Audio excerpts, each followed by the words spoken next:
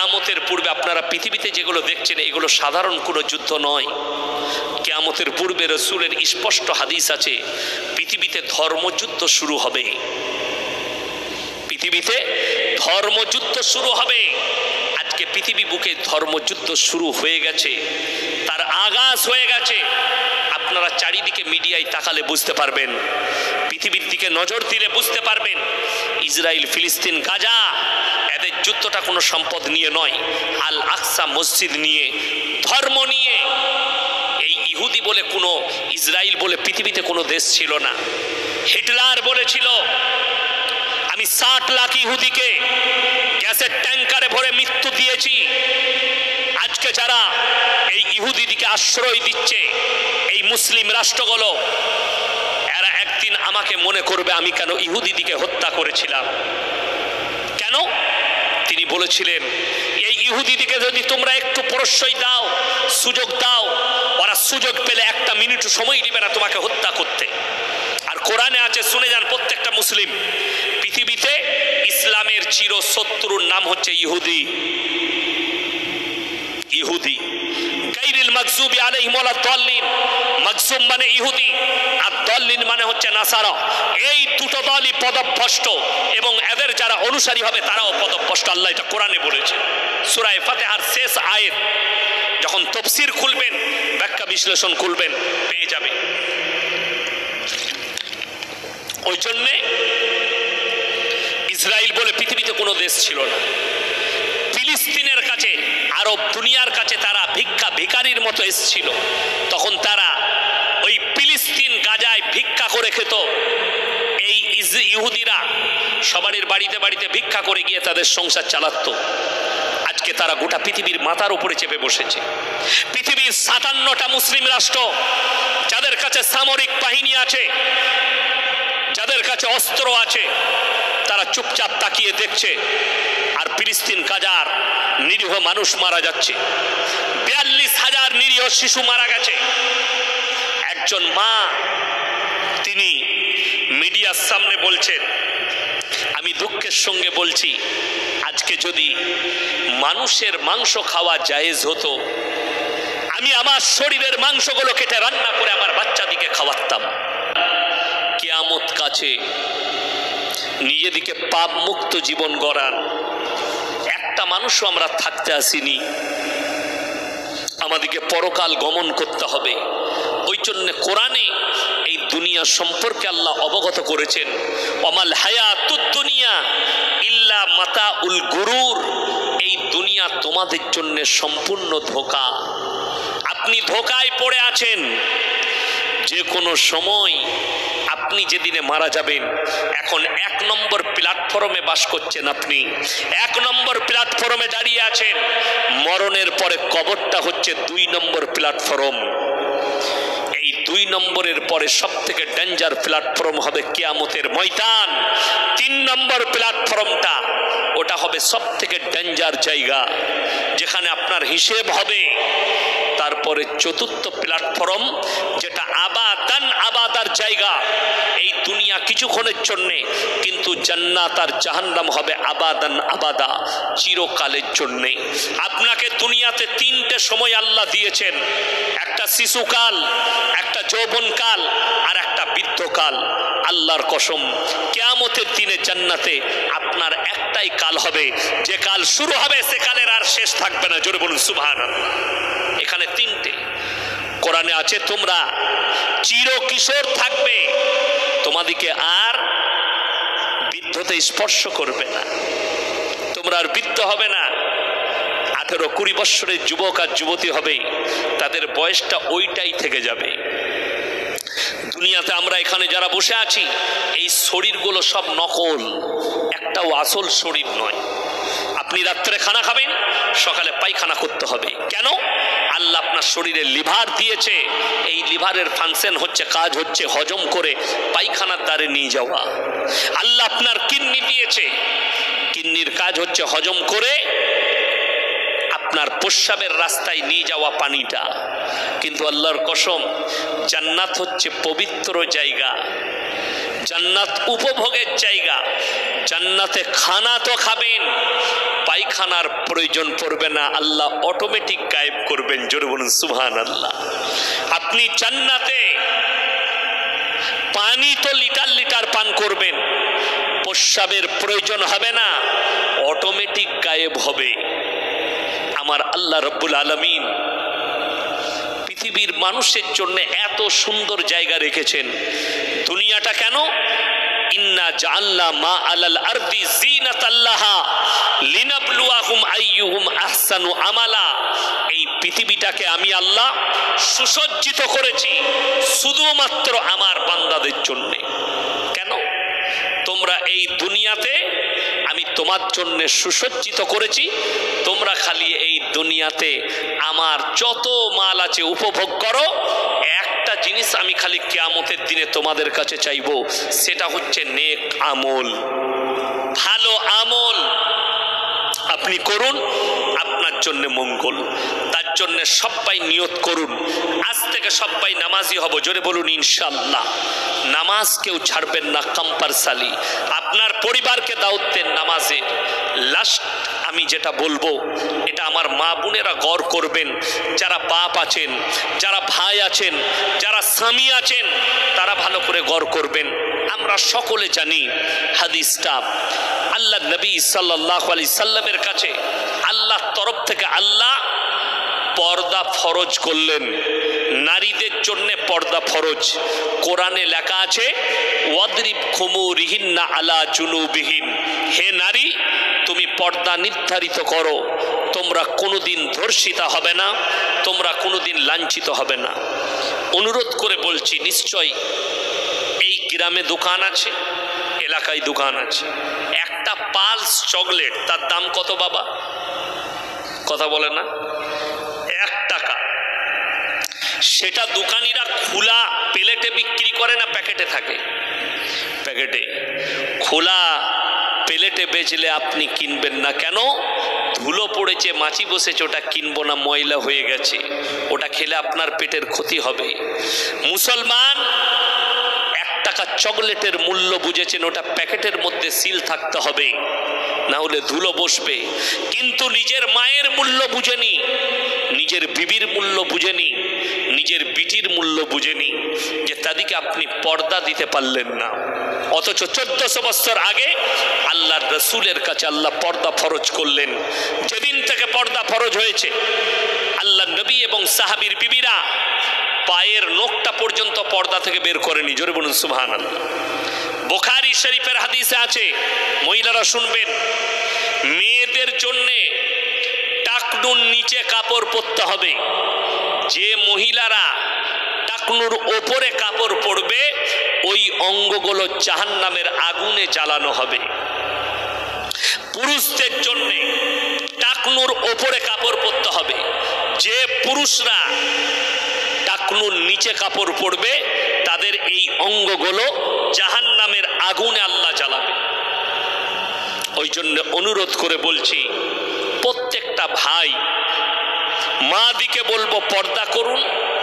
বাজারে যদি কেউ একটা কলা ছিলে বিক্রি করে, সেই কলা আপনি কিনবেন না। কেন? কলাটাই মাছি বসেছে, ধুলো বসেছে। হাইরে মুসলমান, তুমি একটা কলার মূল্য বুঝলে, কিন্তু নিজের বিটির ইজ্জত বুঝলে না, নিজের বিবির ইজ্জত বুঝলে না। আল্লাহর হাবিব সাল্লাল্লাহু আলাইহি সাল্লাম রাস্তা দিয়ে পেরিয়ে যাচ্ছেন, আর একদল মহিলা, তাদের মধ্যে একটা মেয়ে, মাথায় কাপড় নেই, পেরিয়ে যাচ্ছেন। নবীজি সাল্লাল্লাহু আলাইহি সাল্লাম, সেটা হচ্ছে হাতেম তায়ের বিটি, একটা মুশরিকের বিটি। নবীজি মাথার পাগড়িটা খুললেন আর তার মাথায় চাপালেন, আর নবীজি বললেন, সাহাবীরা বললেন, ইয়া রাসূলুল্লাহ, এটা তো মুশরিকের বিটি।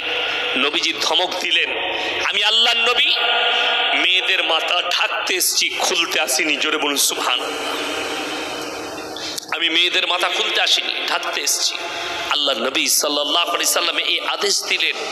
ওই জন্য আমার বন্ধুগণ, আপনি আপনার ফ্যামিলিতে তারবিয়ত নিয়ে আসুন, মায়েদিকে নামাজের দাওয়াত দেন। আপনি নিজে নামাজি হন, কম্পালসারি আপনি বরকত চান, আল্লাহ রসুলের স্পষ্ট হাদিস আছে, যারা 5 ওয়াক্তের নামাজ পড়বে আল্লাহ কোনোদিন তাদের রুজিতে কমিয়ে দিবেন না মৃত্যুকাল পর্যন্ত। আপনি নামাজি হন, নিজের রুজির জন্য পরিবারকে নামাজের দাওয়াত দেন। রুজি মানে এটা নয় যে প্রত্যেক দিন খাসির মাংস খাওয়া আর ইলিশ মাছ খাওয়া, এটার নাম রুজি নয়।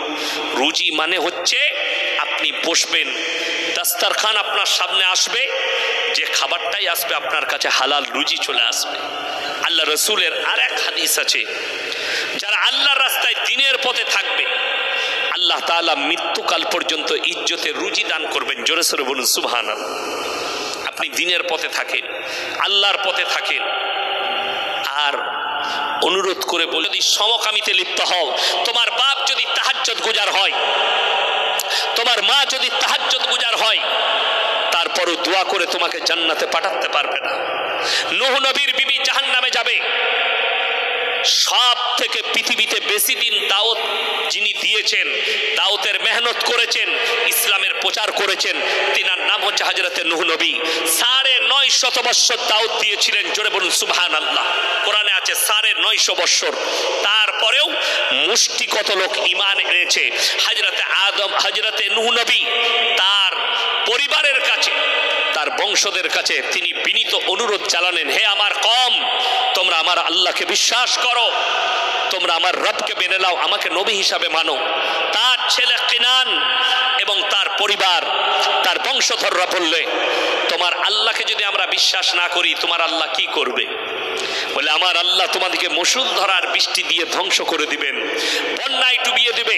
তার ছেলে কিনান চ্যালেঞ্জ ছুড়ল আল্লাহকে, হে আমার আব্বা, তুমি তোমার আল্লাহকে বলে দাও, তোমার আল্লাহ যদি বৃষ্টি দেয়, বন্যা দেয়, এমন উঁচু জায়গায় চেপে যাবো যেখানে তোমার আল্লাহর পানি পৌঁছাবে না। জোরে বলুন নাউজুবিল্লাহ।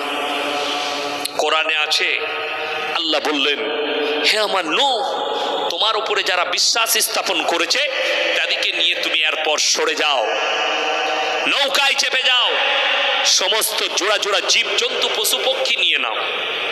নিয়েছেন তার নৌকার উপরে। আমার ভাই, আমার বন্ধুগণ, মুষলধারার বৃষ্টি শুরু হলো। মুফাসসিরিনরা লিখছেন, আজকে তারিখ পর্যন্ত পৃথিবীতে দুনিয়া শুরু থেকে আজকে যত তারিখ হচ্ছে, এই স্টেজে বসে আছে এখন যত তারিখ, এত তারিখ পর্যন্ত পৃথিবীতে অত বড় প্রলয় ঘটেনি। আল্লাহ তাআলা সমুদ্রের পানিকে 1250 ফুট উপরে তুলে দিয়েছিলেন। গোটা পৃথিবী ডুবে গেছে। নৌকার উপরে নূহ নবী, সমস্ত পশু পক্ষী নূহ নবীর সঙ্গে, এবং যারা বিশ্বাস স্থাপন করেছে তারাও আছেন। আর আল্লাহ তোলপার করছেন, নিজের চোখে সামনে দেখতে পাচ্ছেন তার কওম হাবুডুবু খেয়ে মারা যাচ্ছে, তার ছেলে কিনান মারা যাচ্ছে। নূহ নবী থাকতে না পেরে আল্লাহর কাছে হাত তুলে বসলেন আর বললেন, লা আসিমাল ইয়াউমা মিন আমরিল্লাহ, ওগো আল্লাহ, এটা আমার ওরসজাত পুত্র, তুমি একে রক্ষা করো। আল্লাহ ধমক দিলেন, লামিনাল খাসিরিন, হাত নামাও, যে আমাকে মানেনি, আমার নবীকে মানেনি, আমার দ্বীনকে মানেনি, তুমি যদি আর একবার দোয়া করো তোমাকেও ক্ষতিগ্রস্তদের মধ্যে ফেলে দেওয়া হবে। নূহ নবী বললেন, বিসমিল্লাহি মাজরেহা ওয়া মুরসাহা ইন্না রাব্বি লাগাফুরুর রহিম। জোরে বলুন সুবহানাল্লাহ। যখন দোয়া চাইলেন, আল্লাহ পানিকে হুকুম দিলেন, পানি তুমি স্থির হয়ে যাও, আর আমার নূহের নৌকার হেফাজতের দায়িত্ব পানি তোমাকে দেওয়া হলো। জোরে বলুন সুবহানাল্লাহ। আমার বন্ধুগণ, লূত নবী কিয়ামতের দিনে তার স্ত্রীর জন্য কোনো কথাই বলতে পাবেন না, এটা কোরআন। কনফার্ম জাহান্নামী ঘোষণা করে দিয়েছেন, আল্লাহর কাছে আর অনুরোধ রাখতে পারবেন। আপনি যদি এই সমকামিতে লিপ্ত হন, আপনি ওই দলে চলে যাবেন। বর্তমানে কোনো চাষিবাসী ছেলে, অশিক্ষিতরা সমকামী নয়, বেশিরভাগ যতগুলো সমকামিতে লিপ্ত হচ্ছে এরা শিক্ষিত সমাজ। তারাই কেন? এরা বলছে এটাই তো আল্লাহর কুদরত। আমি বলছি পৃথিবীর নেতাদের উচিত একটা আইল্যান্ডকে খালি করো, পুরো আইল্যান্ডে পৃথিবীর যতগুলো সমকামী আছে ভরে দাও। 10 বছর পরে এদের অস্তিত্ব থাকবে না। কেন? একটা মেয়ে আর মেয়েকে বিয়ে করলে তাদের বাচ্চা হবে? কথা বলে না? ছেলে ছেলেকে বিয়ে করলে বাচ্চা হবার রাস্তা নাই, মেয়ে মেয়েকে বিয়ে করলে বাচ্চা হবার রাস্তা নাই। এর জন্য আল্লাহ দুনিয়ার নিজামত করেছেন স্বামী এবং স্ত্রী হাল আতা আলাল ইনসানি হিনুম মিনাদ দাহরি লাম ইয়াকুন শাইয়্যাম মাযকুরা। একজন নারী আর পুরুষ থেকে আল্লাহ তাআলা এক ফোঁটা নিসাজ পানি তোমরা স্ত্রী জরায়ুতে নিক্ষেপ করো, বাকি বাচ্চা তৈরি করার সমস্ত কাজ আমার আল্লাহর। জোরে বলুন সুবহানাল্লাহ। আমার মুসলমান ভাই, আগে চলুন। পৃথিবীর যিনি শ্রেষ্ঠ বর্তমানে মুফতি, তেনার নাম হচ্ছে মুফতি তাকি উসমানী, পাকিস্তান। পৃথিবীর শ্রেষ্ঠ। অনেক আলেমরা জানেন, তফসিরে মারিফুল কোরআন বলে একটা তফসিরের কিতাব আছে। এই কিতাবটা যিনি লিখেছেন তিনি হচ্ছেন মুফতি শফি সাহেব রহমতুল্লাহ আলাইহি। ইনি হচ্ছেন তারই সন্তান। ইনি গত 6 মাস আগে একটা কনফারেন্সে বক্তব্য দিতে গিয়ে বলেছিলেন, কিয়ামত से पहले पूरे दुनिया में, पूरे आलम में हराम औलादों से भर जाएंगे। পুরো দুনিয়ায় কিয়ামতের পূর্বে সমাজে হারাম আওলাদে ভরে যাবে। আপনারা অবাক হবেন শুনে, আরে হুজুর কি কথা বলছে। আপনাকে শুনেলেন হারাম আওলাদগুলো কিভাবে প্রমোট হবে। এখন বর্তমানে ভারতে যে সব থেকে ডেঞ্জার পাপটা ছুটছে, সেই পাপটা হচ্ছে লোকের বউকে নিয়ে পালিয়ে গিয়ে ঘর করা। ঠিক বললাম না ভুল বললাম? লোকের বউকে নিয়ে পালিয়ে গিয়ে ঘর করা। হুগলির ছেলে বর্ধমানে গিয়ে বাস করছে ঘর ভাড়া নিয়ে, বর্ধমানের ছেলে হুগলিতে এসে বাস করছে। আমার ভাইজান, অনুরোধ করে বলে যাচ্ছি, কেউ যদি কারোর বউকে নিয়ে পালিয়ে যায়, তার স্বামী যদি তাকে ডিভোর্স না দেয় এবং 3 মাস 10 দিন ইদ্যত পালন না করে, গোটা পৃথিবীর মৌলবি যদি এক কাছে হয়ে নিকাহ পড়ায়, নিকাহ হবে না, হারাম। এটা লিখে নিয়ে যান। যদি বাচ্চা পয়দা হয় এই অবস্থায়, নাজায়েজ বাচ্চা হবে, হারাম আওলাদ হবে, ইসলামী শরীয়ত মোতাবেক জায়েজ হবে না। স্বামী মারা গেলে 4 মাস 10 দিন, স্ত্রী যদি দিবস হয় 3 মাস 10 দিন ইদ্যত পালন করতে হবে। অনেক শিক্ষিত লোকের প্রশ্ন, এটা নিয়ে আমেরিকা, লন্ডন, ব্রিটেন, জাপান, জার্মানের বৈজ্ঞানিকরাও গবেষণা করেছে। কেন ইসলামে ইদ্যত পালন আছে? একটা মহিলা ছাড় হওয়ার পরে, ডিভোর্স হওয়ার পরে কেন 3 মাস 10 দিন ইদ্যত পালন করবে? একটা স্বামী মারা যাওয়ার পরে কেন 4 মাস 10 দিন ইদ্যত শোক পালন করবে? এটার ভেতরে একবারই বৈজ্ঞানিক পদ্ধতি আছে। জোরে বলুন সুবহানাল্লাহ। দেখবেন কোন ছেলে মেয়ে যখন রিলেশনে থাকে, প্রেম করে, অনেক সময় মোবাইলে, পেপারে আমরা দেখতে পাই যে অমুক ব্যক্তি বিয়ের প্রতিশ্রুতি দিয়ে মেয়েটাকে কি করেছে, ধর্ষণ করেছে। প্রথমে ধর্ষণ থাকে নাই, প্রথমে প্রেমিক ছিল। 2 মাস তার সাথে 2 মাস আগে মিলামিশা করেছে। 2 মাস পরে ছেলেটা বলল, আমি আর তোমাকে চাই না, তুমি অন্য জায়গায় বিয়ে করো, আমি অন্য জায়গায় করব। মেয়েটা ব্রেকআপ করলো ছেলেটা। এই মেয়ে গিয়ে থানায় অভিযোগ করলো, স্যার আমাকে বিয়ের প্রতিশ্রুতি দিয়ে সহবাস করেছে। প্রমাণ কি করে হবে? প্রশাসনের কাছে একটাই রাস্তা থাকে, বৈজ্ঞানিক পদ্ধতি, সেটা হচ্ছে মেডিকেল চেকআপ। কি চেকআপ হয়? দেখা হয় স্ত্রীর জরায়ুতে ওই পুরুষের কোনো ভ্রূণ আছে কিনা। যদি থাকে, এই মেয়েটার সঙ্গে মিলামিশা হয়েছে এবং সেটা পরীক্ষা করা হবে, ছেলেটার রক্তর সাথে মিলে গেলে এই ছেলেটা মিলামিশা করেছে, অপরাধী। আমার বন্ধুগণ, আমার ভাই, এই জন্য ইসলাম বলেছে মেয়েটার যখন ডিভোর্স হবে 3 হায়েজ পর্যন্ত বিয়ে করতে পাবে না। তার জরায়ুতে, যদি স্ত্রী জরায়ুতে ভ্রূণ থেকে যায়, যখন 2 মাস পেরিয়ে যাবে তার ভ্রূণটা কেটে যাবে। বৈজ্ঞানিক বলছে 3 মাস পেরিয়ে গেলে তার যদি অন্য স্বামী গ্রহণ করে, বাচ্চাটা হবার, হারাম হবার সম্ভাবনা নেই। জোরে বলুন সুবহানাল্লাহ।